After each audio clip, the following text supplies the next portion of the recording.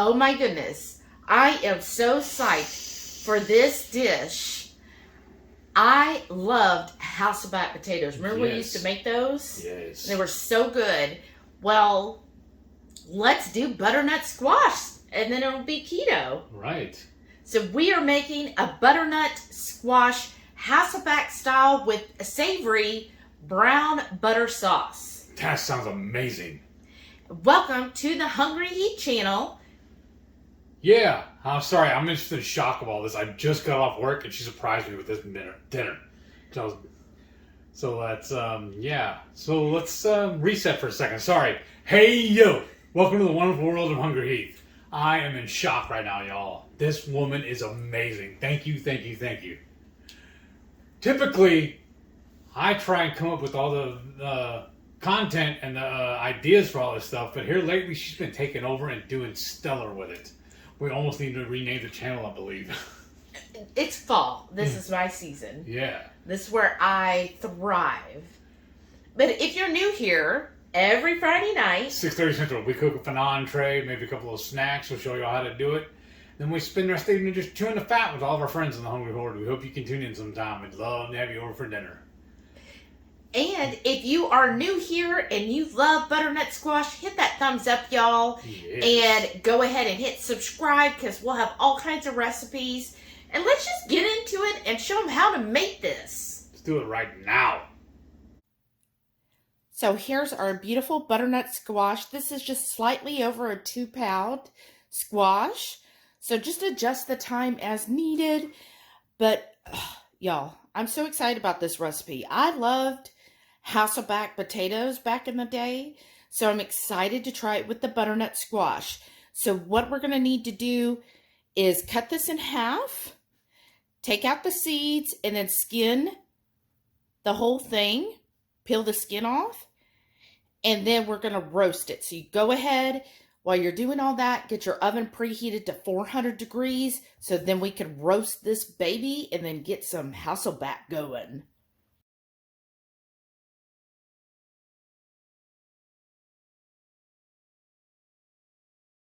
Okay, I got it all peeled. Now one thing, and I learned this from Mary's Nest, but on the rounded part, it was easier instead of going like this, to go across it. And I learned that from her because she was doing a pumpkin and she found going this way across a rounded surface seemed to peel easier than trying to go like this. So just a little tip. So what we're going to do first is bake these or roast it so that it gets soft enough. As you know, when you tried to cut this in half, it gave a little bit of difficulty. And when we're going to be making tons of cuts to do the Hasselback, you don't want it to be that hard because, oh my gosh, we are not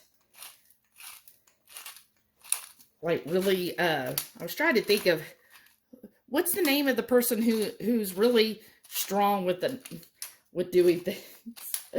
Anyhow, if you like butternut squash, go ahead and give this video a thumbs up.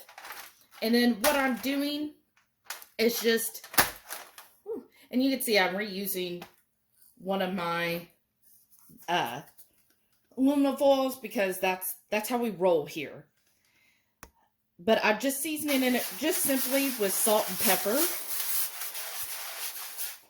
And then I'm spraying it really well with just this 100% pure avocado spray. It is by Chosen Foods. You could also just use, and throw the lid on there too. You could use basically any type of good cooking oil that you like. So you could do regular avocado oil and just rub it all on there. I find with the spray, it just works better, right? And then you don't have to get your hands all dirty. I'm very generous with the salt. And we are making these savory. So I feel like when you're doing them savory, it's okay to have all that salt on there. Well, that looks good. some fresh cracked pepper. I'm going to stick this in my 400-degree oven for about 15 to 20 minutes. You don't want it mushy, but you want it at least soft enough that we could start doing those cuts all the way through. Well, not all the way through, but all the way the length of it. These are fresh out of the oven. This took about 17 minutes, but I feel like it's tender enough. It still is very firm when I put it there, but I was able to get a knife to go down. A little bit of work, but that's fine. I don't want it too soft because then it's just going to end up being like mush. But I want it soft enough where I can make some good, clean knife cuts.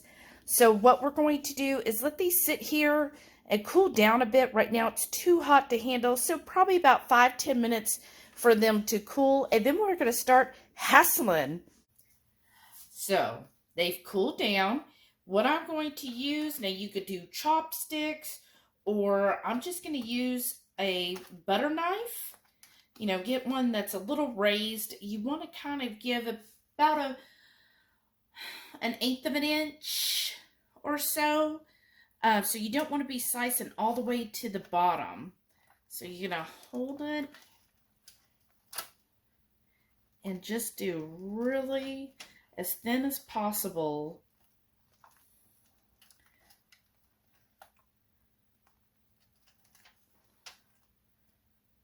Little cuts into this. Almost all the way through, but you're leaving that last like 1/8 of an inch to 1/6 of an inch from the bottom. And that's what gets you the Hasselback. So you can see that. See, there's all these like, did that one? Oops. Oh, there it is. See, it should kind of like an accordion, right? I'm going to go in here. I've got a couple little cuts, but do just a couple more. There we go. And we're going to do this the whole length of the butternut squashes. So I've got 2 here. Now, depending on how many people you are serving, you can certainly double the recipe and do 4 of these. There we go. And just keep doing that. And that's okay to like run your finger, see if it kind of gives that, like you're flipping through a book kind of deal. And you do want a pretty sharp knife so that you can make these cuts.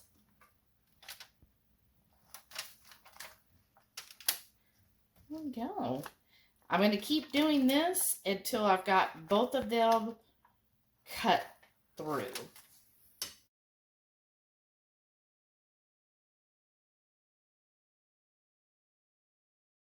Okay, y'all, this did pretty good. I went to pick this one up, and yeah, that's how close I got. It just snapped off, but that's fine. But you see down here, see it gave a nice roll there. I like that. And then here, this one, you did see, or you might have noticed I cut all the way through. It'll still be beautiful on the presentation. So I'm just using some of the oil that's down in the pan with the salt and pepper. Just kind of rubbing it in between those slices there. Oh, I'm excited. Okay, so again, oven at 400. We're going to stick this in for another 15 to 20 minutes. And while that is baking, we're going to start on the brown butter glaze.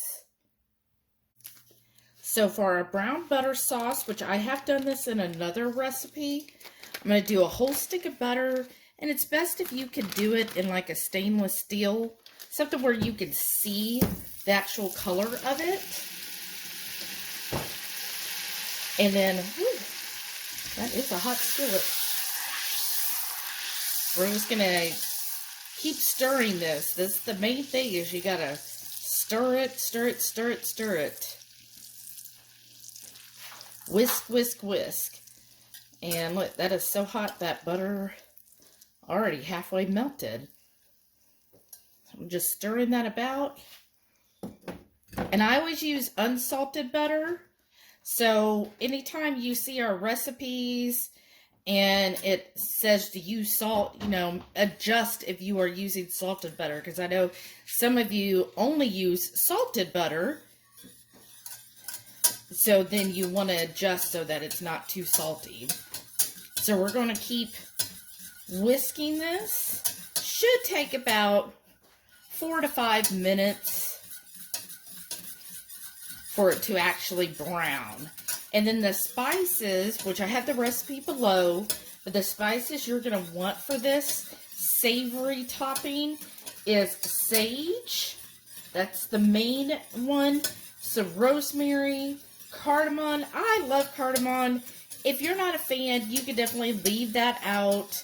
You don't have to use that. You know, or if you don't have it, don't worry about feeling like you have to go out and buy anything, because we really try to make our recipes to where you have everything already. So there's no need to have to go buy anything. And then also a little bit of ginger. I like ginger because it adds a little bit of spice, but not like, you know, ooh, hot spice. Just a little heat with it. And then, of course, some nutmeg, and of course, Redmond's real salt. So again, if you're using salted butter, you can omit the salt if you want, or add, you know, half the amount of salt. So I'm going to keep whisking this for about another 4 minutes until it's browned. Oh, that is that beautiful, like, caramely color that you want. I love doing the brown butter now. So what we're going to add to this is a teaspoon of the rosemary. And I did remove it from the heat. So once it gets that color, definitely remove from heat. And then a nice heaping teaspoon of sage, or 2 teaspoons if you're going to do level. If you're like, well, what's heaping? I mean, I know everybody's heaping is a little different. So yeah, I would say 2 teaspoons if you're doing level, or a huge heaping one. And then about a half of a teaspoon of nutmeg.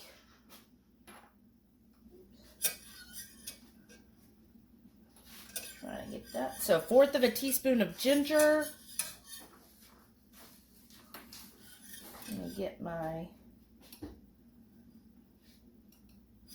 a 1/4 of a teaspoon of the cardamom.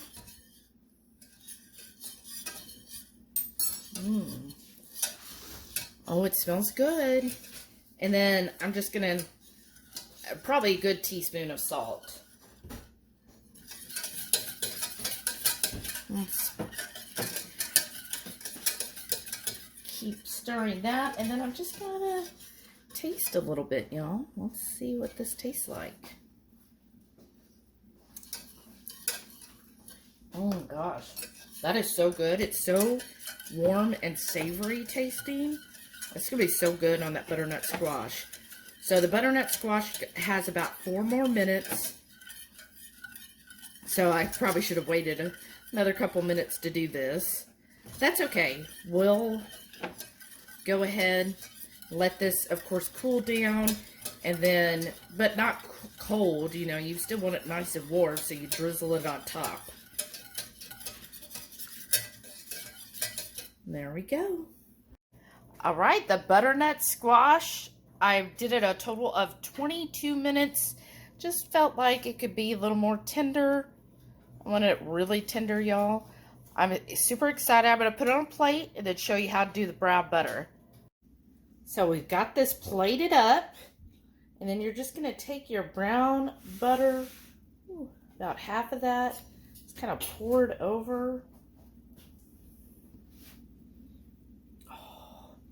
Looks good, y'all. It's really good that way. And the flavor of the brown butter, oh my gosh. And then I just think what goes really well with butternut squash, and really any fall, is just I've got walnuts here. You could also do pecans. But I just chopped those up, toasted them for like a minute, and then you just kind of put it on there. And then what I like about this is you really see the rosemary in there, that beautiful brown butter. And then as you're eating it, you just use that as a dip. This is so good. We're going to get the rest of our meal plated up, and then he is going to try it. Let's see if he likes it, y'all. Carve off a piece of this. This looks so good. I am so excited about this. You are. I just got off work and I got dinner waiting for me. I know. Something You're lucky. extravagant like this. Look at the steam coming off. This is amazing. Oh my god.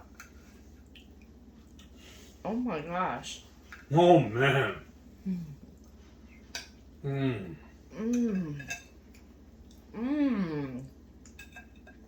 Wow. That is so tender.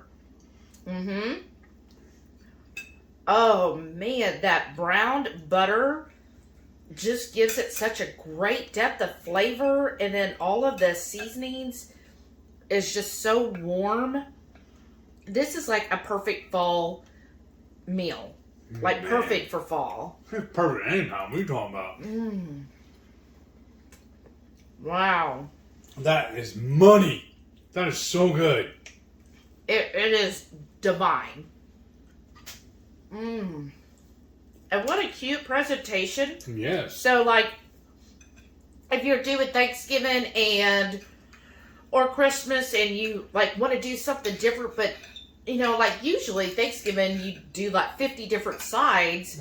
You can just, you know, scale it back and have just a couple of really good different sides that will just knock everybody's socks off. This is going to be amazing. And you could split this up. Like, you could just have it to where it's each half is 2 servings. So you get half to one person, half to another. Don't be stingy. Give me the whole thing. But, oh my goodness. I just can't stop eating it. It's so good. The salt is so good on it. Like, you taste the salt. And then you just get that rosemary. I love the taste of rosemary. Oh, and then the way that the butter browned, it just like, it gave kind of a little bit of a caramely flavor to it. Do you think? That is amazing. Wow. Well, I hope our channel members absolutely love this recipe. I hope all of you made this recipe. Share it when you make it. And I can't wait for our cook-along so we can make this again. Right. And I was honestly kind of skeptical if I was even going to like this, but this, Oh, above and really? beyond, yeah, this is amazing. Wow. You done good. I didn't realize I didn't know for sure if I even liked it. Like squash anyways. Wow. Yeah. No regrets. I'm going to have to shut up so I can keep eating. Can't talk eating. You're going to have to talk here in a second. Yeah. And I hope y'all really like this recipe. Everybody give it a try, please. Especially now is the perfect time to get fresh butternut squash in season. Try this. I know typically whenever I see butternut squash, it always seems to be a sweet dish. So I like the savory spin on it. I'm tired of all the sweet stuff. And especially around the holidays, like everybody wants desserts. Right. But I hope you really enjoyed this. And then don't forget, every Friday night, 6:30 Central, we go live for the Friday night feast. We'll cook up an entree, maybe a couple little snacks, show you how to do it, and we spend the rest of the evening just chewing the fat with all of our friends in the Hungry Horde. Hope you can tune in sometime. We'd love to have you over for dinner. Thank y'all for watching, and we'll see you on the next one. And don't forget, stay tuned to see all of our wonderful channel members. I can't wait to see y'all this month. Yes. And special welcome also to all you newbies. Thank you all. Thank you. I'm We so love all of you. excited. But I'm just excited we're getting more and more of y'all to join the Horde. Yeah, and it just excites me to see new faces every month. That's what I'm saying. So if you're interested, hit that join button. Otherwise, stay tuned to see all of the wonderful channel members. Thank y'all so much for being part of the Hungry Horde. Y'all make The Hungry Horde, the best horde there is. Yes. Thank you. We love you. Thank See you. you on the next one. Love you. Bye.